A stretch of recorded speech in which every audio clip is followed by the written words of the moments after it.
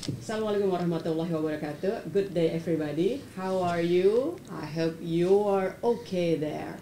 Pada kesempatan kali ini podcast STTD kedatangan tamu-tamu yang keren-keren banget. Sudah hadir di antara kita Bapak Direktur STTD, Mr. Ahmad Yani. Okay. How are you, sir? Fine, thank you. Oke. Sebelumnya saya mau ngucapin selamat ulang tahun dulu nih walaupun telat. Oh, ya terima kasih. Happy birthday. Happy birthday to you, sir. Terima kasih. Thank you very much. And di samping kiri saya sudah ada Ibu Gloria Dinovita, Ibu Wakil Direktur 1 STTD. Terima kasih Bu Evi. Salam transport. Nice to meet you here, ma'am. Thank you for Dan having di me. hadapan saya Bu Kusnul, dosen muda yang cantik. Gimana kabarnya, Bu? Sehat selalu, salam pemuda transportasi. Oke, pada kesempatan kali ini kita akan membicarakan hal-hal yang lagi viral-viralnya nih di bidang transportasi darat. Khususnya kemarin Pak ada kenaikan BBM ya? Sekitar beberapa minggu yang lalu. Iya, betul, Bu. Dan dampaknya terasa banget nih ke seluruh aspek kehidupan. Gimana Pak? Ya, yang paling terdampak adalah tentunya masyarakat menengah ke bawah, karena mereka selalu ujungnya adalah menggunakan fasilitas umum. Dengan harga BBM naik, otomatis biaya transport itu juga naik. Nah, ini yang berdampak terhadap masyarakat di bawah. Nah, di samping itu, harga BBM yang naik ini juga berdampak terhadap peningkatan harga-harga barang lainnya. Pasti itu. Pasti. Dan sekarang juga sudah kelihatan peningkatannya dari harga-harga pokok, beras dan lain sebagainya, itu sudah kelihatan meningkat. Nah, tentunya kita selaku orang transport bisa memahami dan juga mengambil langkah-langkah apa yang perlu kita lakukan untuk menghadapi hal ini. Kita jangan terlena atau jangan galau menghadapi ini, tetapi kita harus cari solusi. Ya, saya yakin kita semua bisa melakukan itu dengan berbagai cara yang bisa kita lakukan. Misalnya tidak melakukan perjalanan-perjalanan yang tidak terlalu penting. Betul. Bisa kan? Betul. Sudah ada media lain. Betul, Pak. Kita bisa melalui media sosial, bisa melalui telepon dan lain sebagainya. Nah, ini saya kira ini juga bisa kita lebih masyarakatkan, dan tentunya yang paling penting adalah nantinya adalah bagaimana kita bisa mengembangkan satu sistem transportasi yang lebih sedikit menggunakan bahan bakar fosil. Itu juga penting, saya kira. Nah, mungkin dari Bu Husnul nih, Iya. kira-kira apa itu? Apalagi ya yang kita harus lakukan dan bagaimana kita bisa melakukannya? Ini bisa kita kembangkan. Silakan Bu Husnul juga. Iya, pastinya sejak kenaikan harga BBM saya lebih suka WFH, Pak. Gitu. Oh, Lebih WFH. hemat. Saya juga BBM kayaknya gitu ya. Yang awalnya mungkin kita tidak berbohong begitu ya. Awalnya kita bisa mampu dengan Pertamax, mungkin kita akan beralih menjadi Pertalite gitu, karena dari segi income. Tapi kalau satu sisi kita harus fair juga begitu ya. Kenaikan harga BBM, pemerintah kasih solving problem berupa pemberian bantuan langsung tunai. Tapi apakah ini equal begitu? Apakah bisa disamaratakan gitu? Bantuan langsung tunai sebesar 600.000 per bulan, apakah seiring dengan naiknya harga-harga? Yes. Satu sisi PR transportasi nih kita masih punya peran yang sangat besar gitu ya untuk menarik masyarakat agar mau menggunakan sistem angkutan umum gitu.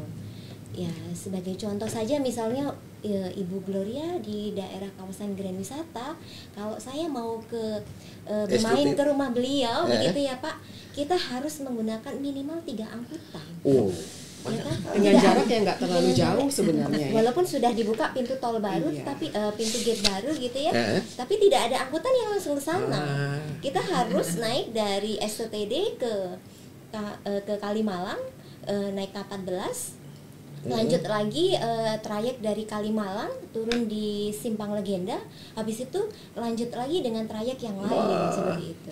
Dan ini mungkin banyak case study yang bisa kita lihat di lapangan yang Oke, itu oke. untuk sekali jalan. Oke. Lalu kalau pulang baliknya bagaimana? Belum kalau kita bawa barang-barang begitu ya, bawa keluarga, bawa saudara begitu ya Bu Iya. Glory ya. Belum lagi kalau habis itu ngebakso di situ Betul. kan beda lagi biayanya. Sebenarnya kalau kita punya sepeda motor mungkin 20.000 bisa sekian liter bisa untuk satu Bisa bulan. kemana-mana. Betul Iya. begitu. Iya. Itu yang masih PR. Jadi Bu Nopi Gimana nih, Bu? kira-kira Kira-kira. gimana itu? Nah ini Apa yang Ibu lakukan misalnya? Jangankan jauh-jauh lah ya. Bu Nopi mau ke kantor aja Bu Kusno. Iya betul betul. Angkutan umumnya nggak ada loh dari Kirim Wisata kemarin. Mau nggak mau beliau menggunakan moda pribadi begitu Iya. kan ya Pak. Nah, kita tanya solusinya apa dia? Atau mungkin angkutan beliau keseharian Iya, seperti coba apa, Bu ya. Nopi.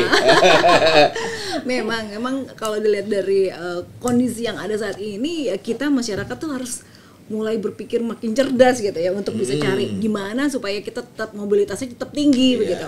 Nah mungkin ini saatnya juga nih. Yang pertama saatnya kembali ke angkutan umum. Yang Iya. pertama. Terus kalau memang itu masih bisa dijangkau oleh micromobility seperti sepeda, skuter, ya mungkin kita juga bisa mulai memikirkan hal Nah, tersebut itu Bu gitu. Nopi. Jadi, nah karena saya tinggalnya Itu dia. cuma 4 kilo dari kantor, saya Akhirnya naik sepeda Pak. naik sepeda Iya. dia. Badannya Wah. sehat, kemudian biayanya juga nggak besar ya, karena saya juga bisa menghemat pengeluaran untuk transportasi. Jadi sepeda ya Bu solusinya untuk Ibu ke kantor ini. Ya, yang untuk masih kurang dari 5 km itu kita bisa masih Oke ya, tempuh oke. dengan sepeda Pak. Saya dulu kok pernah waktu di pusat Ibu. Waktu di pusat saya naik sepeda dari rumah kan cuma 8 kilo, 7,5 kilo. Terus naik sepeda, tapi akhirnya saya trauma. Kenapa tuh Pak? Trauma. Saya keserempet 2 kali. Oh iya, karena belum Saya ada dua jalur. kali. Belum ada jalur Jalur sepeda khusus juga. ya Pak ya. Nah, apalagi Bu Nopi di sini jalur khusus sudah ada?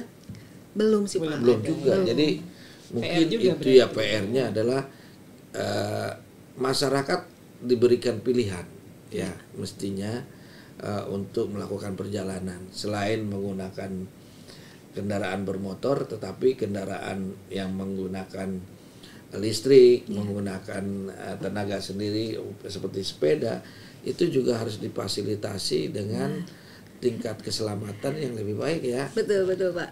Saya merasakan benar saya tuh hampir setiap minggu 3 kali dulu ke kantor menggunakan sepeda. Setelah 2 kali keserempet akhirnya ya Trauma sudah, juga trauma, ya Pak? trauma. Iya pasti trauma. Trauma. Nah sekarang alhamdulillah Jakarta sudah mulai baik. Jalur sepeda sudah di mana-mana. Nah kita tunggu kota yang lain. Nah tugas kita juga bisa nih kan kita nih banyak nih ahli transport di sini nih dosen-dosen kita bisa juga memberikan apa namanya ke daerah-daerah untuk membangun itu. Sumbang saran masukan Sumbang ya. saran memberikan misalnya di mana jalur khusus sepeda yang harus dibangun di kota-kota tertentu. Ya. Nah mungkin nanti dari hasil PKN anak-anak dilanjutkan oleh para dosen untuk membuat itu. Ya. Waduh keren itu kan. Jadi kita bisa bikin modelnya ya Pak. Nah, Untuk kota yang seperti ini, jalurnya Ini, seperti ini, ya. gitu. Untuk kondisi lalu lintas seperti ini, iya kita bisa begitu. berikan. Iya. Itu bagus sekali tuh. Betul. Kalau berbicara secara akademisi mungkin PTDI mungkin bisa jika memang pemerintah berkomitmen gitu karena kita juga pengguna transportasi begitu ya. Kondisi di lapangan ketika kita amati banyak tidak sedikit upaya yang sudah dilakukan oleh pemerintah. Salah satu contohnya misalnya BTS. Yes. Nah ini Yes. Pak Direktur nih yang itu Bisa menanganinya. Nah ini saya mau ngomong banyak nih. Karena Mungkin- beliau yang menggawangi Betul. ini Beliau waktu itu perintis ya. ya, Ibu Mbak Dira. mungkin bisa jadi pengalaman kita semua ya. Siap, Dan Pak Dir.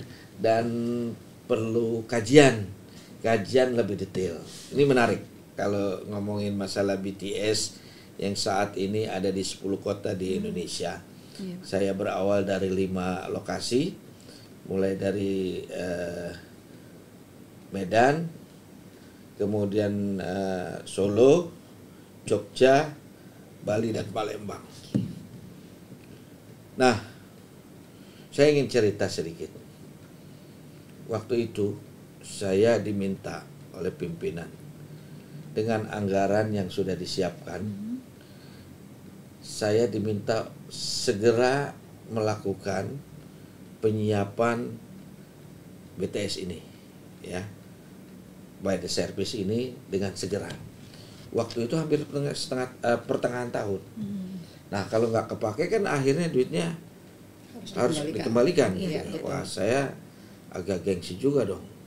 Ya? Ngomong, sudah dikasih uang terus kita nggak bisa melakukan apa-apa. Nah, ini menarik. Jadi saya kumpulkan semua ahli transportasi jalan. Oh, iya. Di situ ada Pak Darmaning Tias, ada Pak Joko Setiowarno, ada Pak Aris Muhammadun, Ketua IKAL kita, terus ada Pak Okto yang dari Undip, terus ada lagi yang lain, termasuk sekarang yang saya ajak dulu itu Direktur Damri, Pak Tatan Rustandi. Gimana caranya? Saya belum punya kelembagaannya.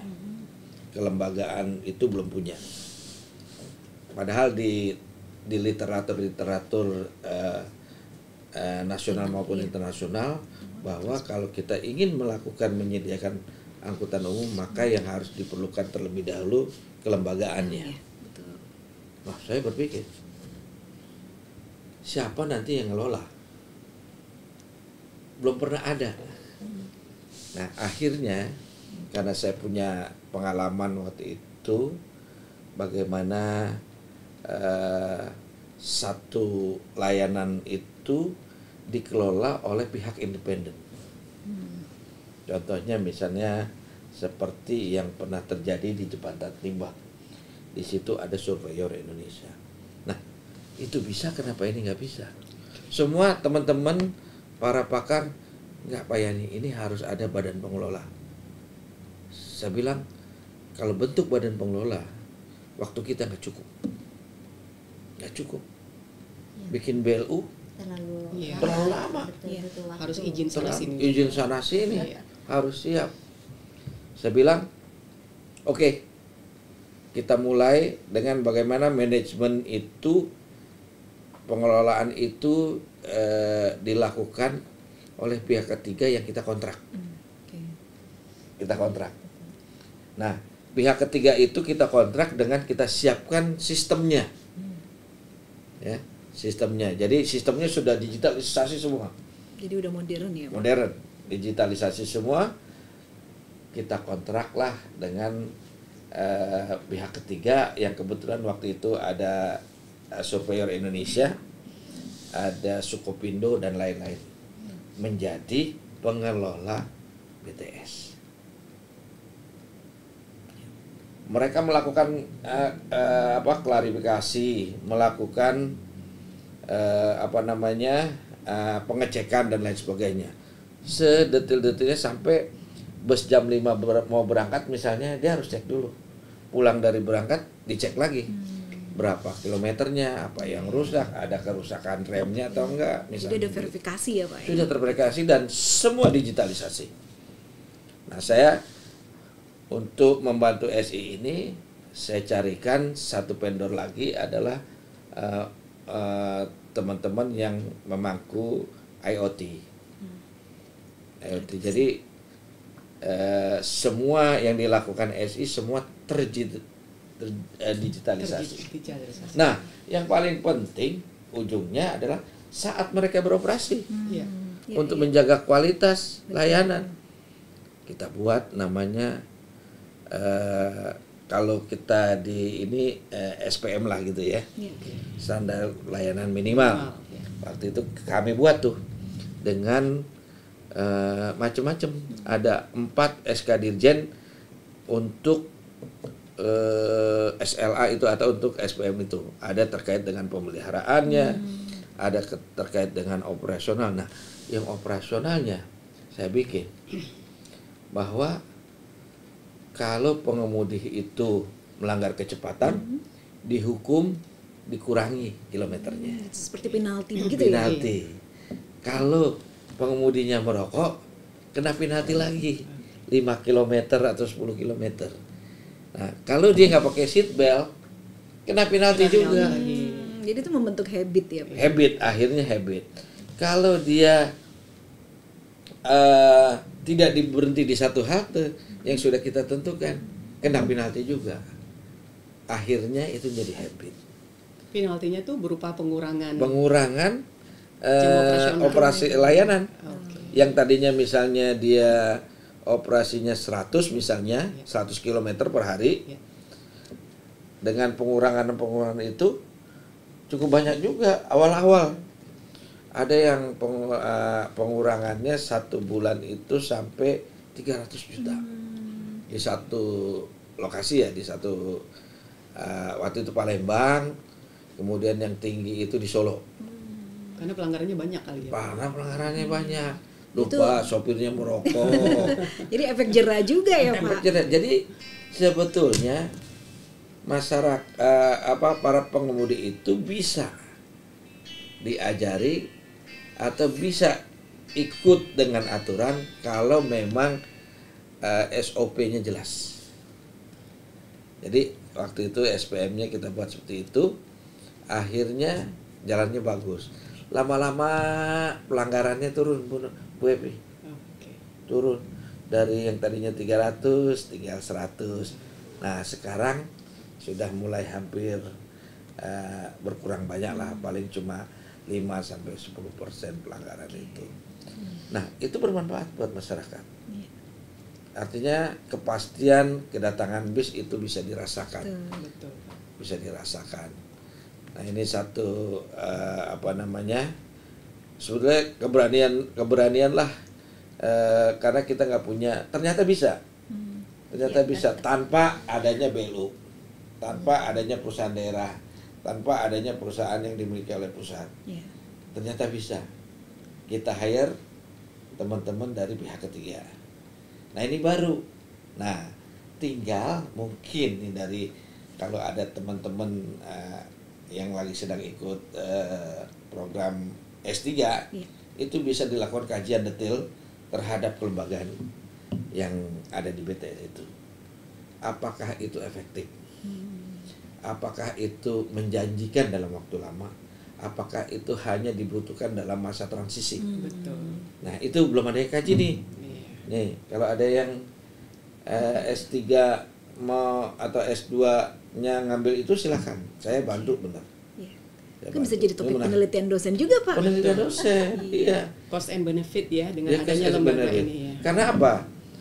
Setelah saya hitung-hitung dan saya bandingkan biaya operasional secara keseluruhan antara BTS yang ada ini, yang saat ini waktu itu baru 5, kemudian dengan Transjakarta, kemudian dibandingkan juga dengan Trans Semarang, Trans Jogja, ternyata ujungnya Gus Nur kita jauh lebih murah. Jadi lebih efisien ya. Lebih efisien dan tidak perlu overhead yang besar. Iya, overhead itu momok di semua perusahaan. Yes, like this. Oke. Contoh Transjakarta. Transjakarta sekarang biaya subsidinya sudah hampir mencapai 3 triliun. 3 triliun. Cuma di kota Jakarta. Betul. Untuk BTS itu tanpa subsidi ya, Pak? Subsidi. Masih subsidi. Belum dikasih tarif. Nah, ini lagi yang BTS, gimana kalau BTS itu bertarif? Nah, nanti sebentar. Setelah itu berjalan, selanjutnya yang jadi problem berikutnya, apakah pemerintah pusat ya, akan membayarkan terus BTS itu? Wah, kalau perhubungan yang mesti sampai kapan? Saya ditanya Pak Ijen, saya ditanya ini, sampai kapan? sampai saya bilang sistem pendanaan itu harus kita siapkan dengan baik. Sampai dia bisa mandiri. Mandiri. Gitu kan, Pak? Mandiri. Maksudnya. Tapi saya yakin dan saya yakinnya nggak bisa bakalan bisa mandiri, Bu Husnul. Kenapa Bapak pesimis? Nggak, kalau mandiri nggak bisa. Dia tetap harus disubsidi. Tetap harus Dimanapun disubsidi. Iya. layanan angkutan umum, dimanapun di seluruh dunia. Tapi mungkin subsidinya semakin lebih kecil ya. Yes, kalau itu iya, dikelolanya dengan baik. Apa kalau tarif itu sudah ada, iklan itu sudah masuk, mungkin biaya operasinya bisa turun, bisa dikurangi 50%-nya. Iya, betul. Paling gede ya, paling gede 50%. Karena dari komponen tarif itu paling contoh kalau kita kasih contoh Transjakarta, komponen tarif itu dari 3 miliar itu cuma 600 miliar. 3 triliun itu komponen tarif cuma memberikan hasil 600 juta, 600 miliar. Nggak banyak, berapa persen dari kalau dari 3 miliar? 600. Iya, betul. Nggak besar, kan? Nggak besar, nggak sampai 50%. Tapi itulah kewajiban pemerintah kepada masyarakatnya, kepada rakyatnya untuk memberikan subsidi. Ya. Yes. Bahkan Public izin. transport itu memang Iya. harus diselenggarakan oleh pemerintah. Pemerintah. Iya, betul. Jadi Bahkan- itu salah satu tanggung jawab pemerintah yang harus diberikan kepada masyarakatnya. Betul. Dalam bentuk apa? Layanan subsidi. Iya. Di mana-mana. Cuma yang untung itu kalau nggak salah ya, dia bisa mandiri itu di Hong Kong lah. Karena dia menguasai seluruh aset TOD-nya. Penghasilannya dari TOD-nya, bukan dari transport. Bukan dari Jadi transportnya. dari non fare box-nya. Non-fare box. Iya. Gitu. Jadi itu. Nah, tadi saya minta kalau ada S2 untuk melakukan kajian kelembagaannya. Sekarang juga penting kalau ada juga yang ingin melakukan kajian bagaimana sustainability dari subsidi yang bisa diberikan kepada mereka. Betul. Apa yang harus dilakukan? Harus dilakukan sistem pendanaan yang bisa dilakukan, misalnya ini perlu kajian ya, perlu kajian. Kalau menurut saya ada dua. Satu melalui DAK, dana alokasi khusus, ya itu masih bisa. Dua seperti di PU, kalau di PU kan ada kalau nggak salah untuk Reservasi jalan. reservasi jalan, Reservasi. ya biaya pembangunan jalan lah gitu ya. Tapi dananya dari pusat. Nah ini ada subsidi layanan. Ya. Nah ini sebetulnya sudah dibuka pintunya oleh teman-teman Bappenas, tinggal kajiannya Betul. butuh berapa besar. Nah kalau ada yang meneliti ini dari kita silakan, ini juga bagus, saya kira. Nah inilah seluk-beluknya, tetapi dengan carut marutnya kita BTS ini, kita selalu diperiksa nih. Diperiksa terus ya, sama Itjen, sama tenaga ahli, ya saya bilang periksa. Waktu itu pernah sekali diperiksa oleh teman-teman dari BPK sebagai uji coba, ini oke. Tetapi memang untuk seterusnya harus dipikirkan pembiayaannya agar sustainability-nya supaya keberlanjutan itu, ya Pak. bisa dilakukan. Kalau enggak, kembali seperti semula, angkutan umum akan hilang. Iya betul. Itu yang kita takutin. Dan kalau angkutan umum hilang, panjang lagi. Panjang Belakang lagi. masalahnya. Panjang. Iya. Memulainya dari awal lagi. Iya. Iya. Karena pasti BTS itu butuh pemikiran yang sangat kompleks begitu ya. Iya. Kita tinggal bagaimana caranya agar BTS ini tetap berjalan. Namun Bapak izin, jadi kemarin sempat ada penelitian dosen bekerja sama dengan BPTIJ begitu terkait dengan BTS. Kebetulan di Kota Bekasi begitu Ibu. Nah di situ mungkin dari segi pengelolaan kita sudah given yang sudah dirintis dari Bapak Direktur dan tim begitu ya. Namun kita tahu Kota Bekasi punya Transpatriot, Yeah. gitu. Transpatriot itu akan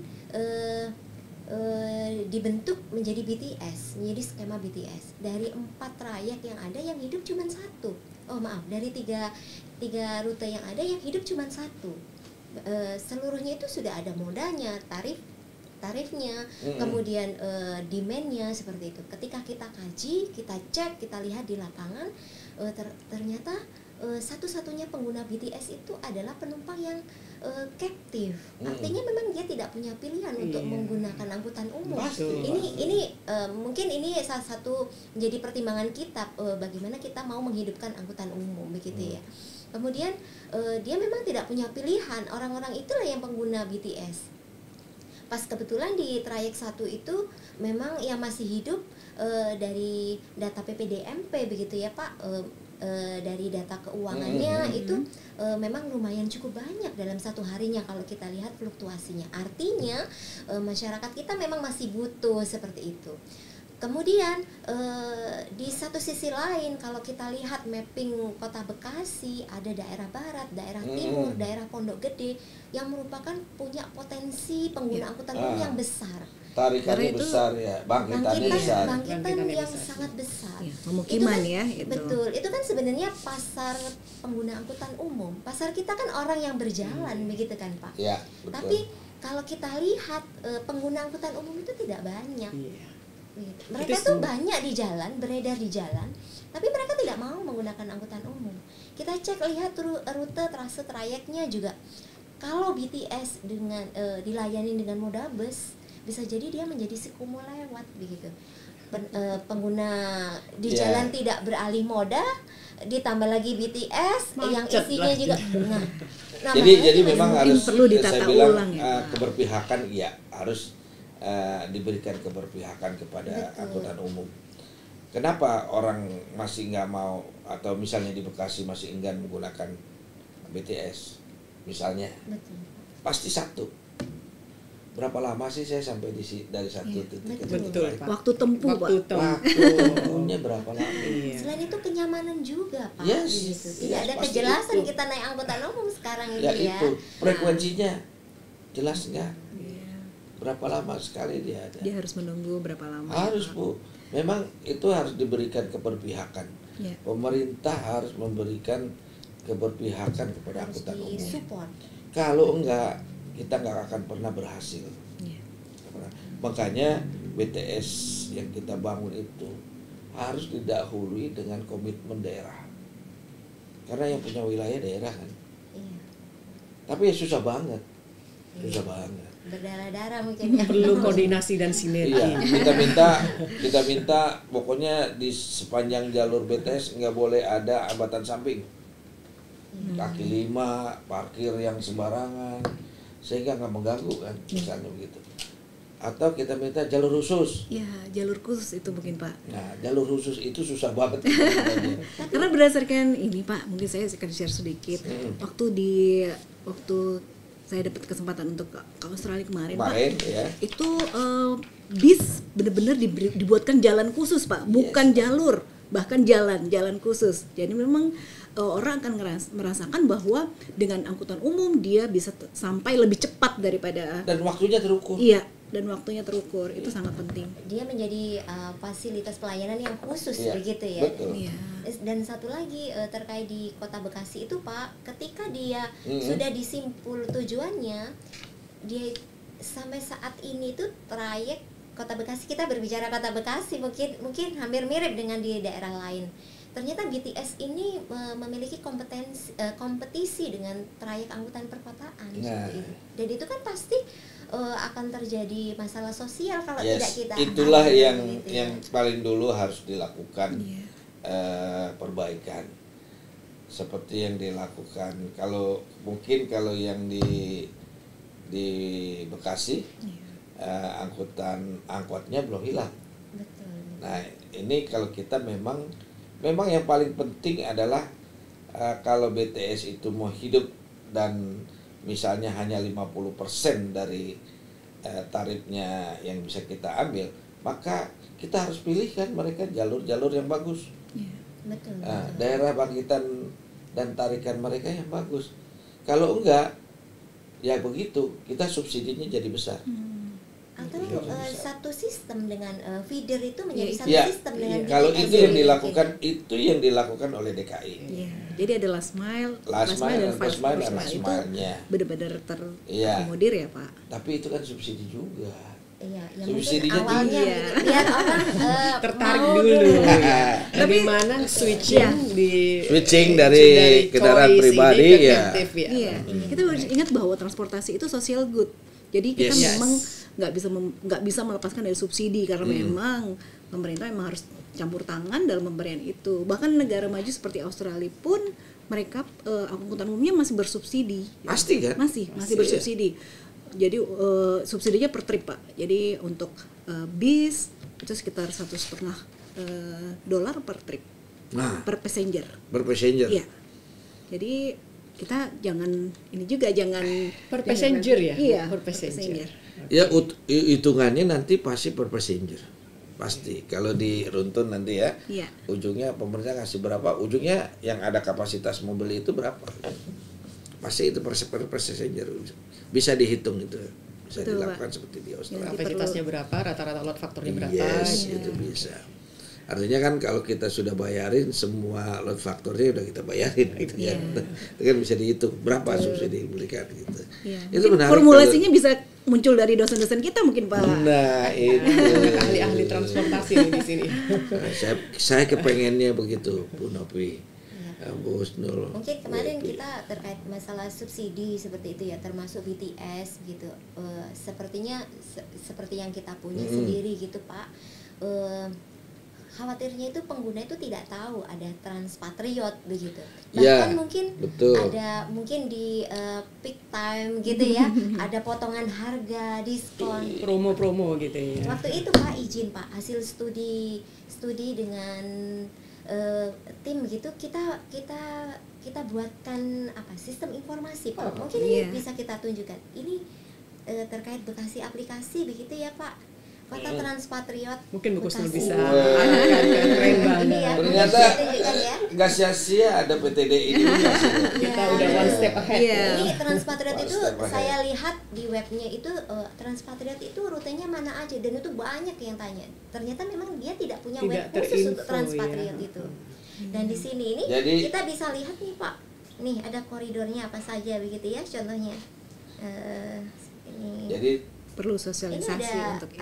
ini buatan PTDS TTD Pak. ya itu kan ya Ini kalau mau kita mungkin Lihat, serahkan ke Pak Wali. Ini buatan Taruna-Taruni PTDI Pak kemarin. Kemarin itu mereka dari daerah lain begitu ya. Kemudian Bagus, kami rasa bagus. ini bagus. Coba Di- dong buat di- di- diklonin di Transpatriot. sana ya. Betul, Iya. kita buat inkubator Transpatriot begitu. Mereka itu ada yang buat web seperti ini, kemudian ada yang buat WhatsApp bot. Jadi kalau di sini kita tanya, nanti dia otomatis langsung, "Hai, saya bisa bertanya rute berapa, koridor berapa," seperti itu. Oke, good. Jadi sudah Iya. tidak ada lagi dusta di antara kita seperti itu. Bahkan di 2 tahun lalu juga Taruna kita sudah mengeluarkan aplikasi untuk mengetahui keberadaan angkot terdekat. iya Ya. bisa itu. Jadi dia sudah membuat itu Bisa dan asal. dan sudah dipresentasikan juga di forum studi transportasi perguruan tinggi kita. Oke, itu bagus nanti Bu Novi, anak-anak saya bangga dah anak kita, dosen kita juga bisa akan lebih bagus lagi dengan terus melakukan riset gitu ya. Tanpa riset, tapi riset ini saya ingatkan sekali lagi. Riset kita itu juga harus bisa menyentuh pasar. Betul. Jangan riset cuma tinggal riset doang dan hasilnya nggak kepake. Berarti kuncinya harus tahu karakteristik pasar, Pak. Yes, gitu. Itu. Jadi apa yang dimaui oleh masyarakat itu yang kita berikan. Gitu. Nah, saya tahu banget itu Patriot itu saya paksa untuk jalan. Jadi waktu saya masih direktur angkutan, saya paksa mereka jalan karena busnya kan ada 20 dari kita. Ada 20 dari pemerintah pusat dikirim tapi nggak bisa jalan-jalan. Saya marah. Gimana caranya harus jalan? Pak Kadis, Pak Rahmat ya? Pak Kadisnya Pak siapa ya? Iya, Pak Ahmad itu Pak siapa? Pak Kadis sama Pak Wali Kota Wakil. Pokoknya gimana caranya harus jalan. Iya. Kalau nggak jalan saya tarik mobilnya. Akhirnya jalan. Berarti kuncinya di niat politik ya, Pak. Niat politik. Di mana ada niat di situ ya bisa jalan pasti.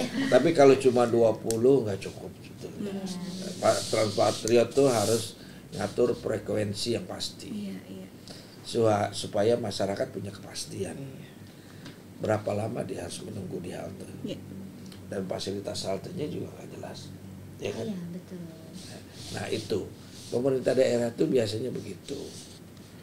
Hal-hal yang terpenting misalnya terkait layanan publik itu biasanya kurang. Contohnya transport lah yang paling kurang. Karena apa? Bukan merupakan transportasi di dalam aturan Kemendagri itu bukan kebutuhan dasar. Kalau itu jadi kebutuhan dasar mungkin itu lebih tersentuh. Betul. Karena transportasi prinsipnya memang kebutuhan sekunder turunan begitu ya. sebenarnya dari utamanya kebutuhan ya. yang diturunkan. Tapi Betul. sebenarnya basis juga ya. Gimana kita bisa Ekonomi nggak akan jalan kalau nggak ada transport. betul Pak. I need to go to office to fulfill my needs. Yes. And I need transport. Yes. Menarik sekali ya our discussion today ya. What an interesting discussion and inspiring. By the way, sir, you have been 1 year in here. Ya. Mungkin kita mau tanya nih, apa sih kesan dan terobosan serta karya Bapak ya, atau ada inovasi mungkin selama 1 tahun menjabat sebagai direktur di PTDI STTD?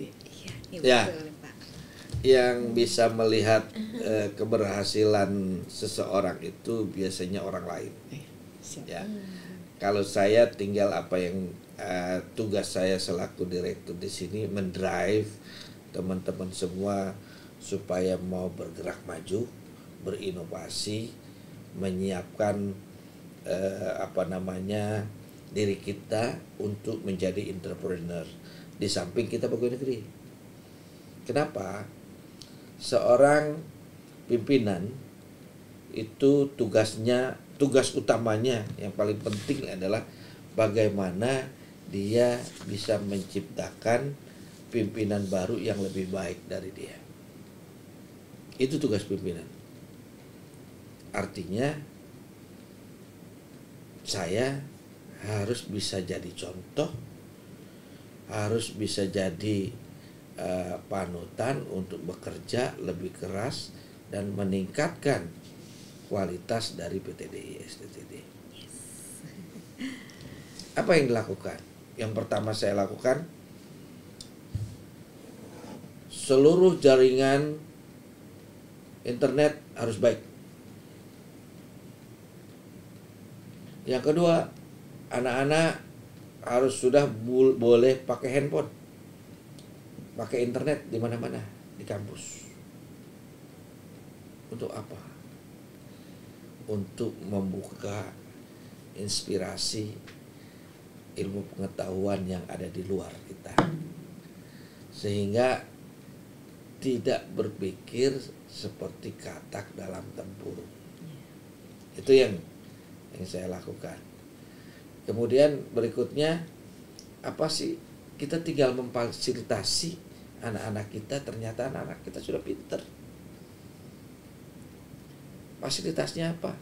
Kalau perlu guru ekstrakurikuler tambahan, ya harus dikasih. Alhamdulillah prestasinya. Ya, banyak prestasi ya, Pak. Tahun ini banyak prestasi. Ada hampir 20 prestasi yang kita raih selama ini. Congratulations. Itu yang saya tekankan ke semua, bahwa kita selaku pegawai atau penyelenggara pendidikan di sini, prioritas kita ada dua, cuma dua yang utama. Yang satu prioritas untuk taruna dan taruni di sini, semuanya termasuk fasilitasnya harus bagus, sarana prasarananya harus lengkap. Yang kedua adalah dosen, prioritas untuk dosen, kebutuhan dosen, kemudian schedule mengajar dosen yang benar, kemudian juga termasuk sistem administrasi perdosenan, angka kredit dosen dan lain sebagainya juga harus benar. Sehingga ini yang menjadi ujung tombak bagaimana kita bisa menyelesaikan semuanya dengan baik. Dan hasilnya saya nggak ngomong, tinggal Bu Nopi, Epi, Pak Kusril lihat. Jadi yang penting adalah kita harus bisa melakukan inovasi-inovasi yang mudah dan bisa diaplikasikan. Dan yang kedua, kita juga harus jadi entrepreneur. Saya mohon juga semua dosen bisa ikut di dalamnya semua menjadi entrepreneur, bagaimana aset semua yang ada di PTDI ini kita bisa tingkatkan untuk kesejahteraan kita semua yang ada di PTDI STTD. Itu yang harus kita lakukan. Itu Bebi. Terima kasih banyak. Nah, Tambahan mungkin, sampai saya minta nih Oh iya, Bu ini ya. Kusnul bikin PTDI Press. Nah, Bu Kusnul sekarang bisa cerita nih. Silakan Bu Kusnul. Walaupun baru sedikit, tapi kita sudah mulai. Dan kemarin saya sampaikan ke Pak Menteri ya, siap. ini Pak, saya sudah punya percetakan sendiri dan ISBN-nya sudah punya sendiri, kemudian percetakannya siap. Wah, bisa ya? Ya bisa Pak. Iya. Gitu Bu Kusnul. Nah, ini apa aja Bu Kusnul yang sudah kita produk nih? Baik, memang kalau berbicara terobosan dari Bapak Direktur 1 tahun itu hal yang bukan waktu yang lama begitu. Tapi kalau kita sebagai dosen itu banyak sekali terobosan yang beliau berikan kepada kita semua ya. Mungkin Bu Evi, Bu Gloria juga, kita sebagai dosen muda itu diberikan panggung begitu. Saya tuh belum pernah sama sekali di depan panggung yang di situ yang menurut saya itu sangat luar biasa, tetapi kita betul-betul disupport dan didorong. Diberi ruang ya. Betul, kita diberi kesempatan karena memang kesempatan itu ya merupakan sesuatu yang berharga begitu ya bagi kita semua begitu. Terus salah satunya juga terkait PTDI Press. PTDI Press kita ini tidak hanya sekedar penerbit dan percetakan. Kita tidak, walaupun kita belum punya alat, kita dengan skema mitra begitu ya. Tapi buku yang kita terbitkan ini salah satu contohnya sudah memiliki ISBN dan setiap penulisnya itu akan mendapatkan haki, artinya dia memiliki hak legalisasi yang bagus begitu ya. Kemudian dia juga dipasarkan secara digital di web PTDI STTD. Mungkin teman-teman pemuda transportasi bisa cek di web PTDI STTD begitu ya, dan juga di Google Playbook begitu ya. Di sana juga kita bisa cek. Setelah itu dia juga untuk para dosen, guru gitu ya, buku-buku yang kami cetak itu semuanya sudah terindeks Google Scholar. Jadi kalau yang akan mau mengajukan paknya, dia otomatis sudah tersedia di Google Scholar seperti itu. Dengan harga yang kami rasa tidak begitu jauh dengan harga yang di pasar begitu ya, karena kan kita juga seperti itu. Kemudian selain dari PTDI Press, sejak dari Pak Direktur juga beliau menghidupkan Hawkeyes kita begitu. Kita sekarang sudah punya 10 SDM dosen yang sudah bisa mengoperasikan Hawkeyes, Pak. Alhamdulillah.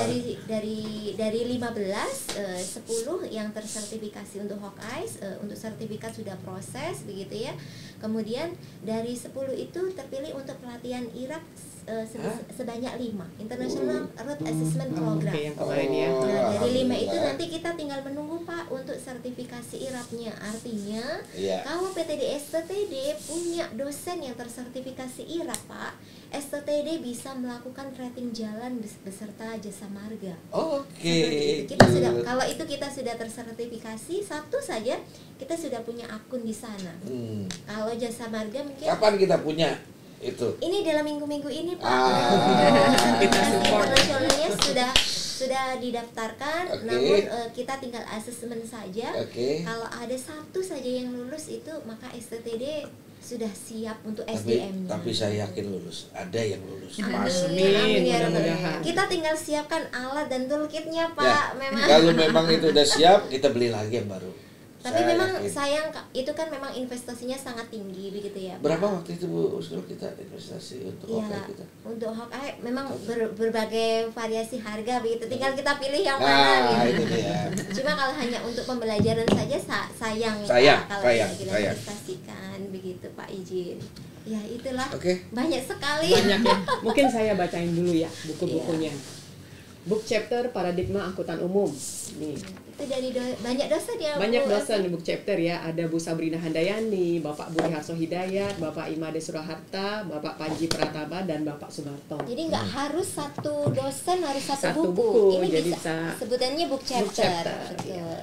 Kemudian ada book chapter perubahan perencanaan transportasi berkelanjutan nih. Ada Ibu Desi Angga, Bapak Niko Jayasinga, Bapak Mas Rono Yugi Hartiman, Ibu Femi Souten, dan Ibu Novita Sari.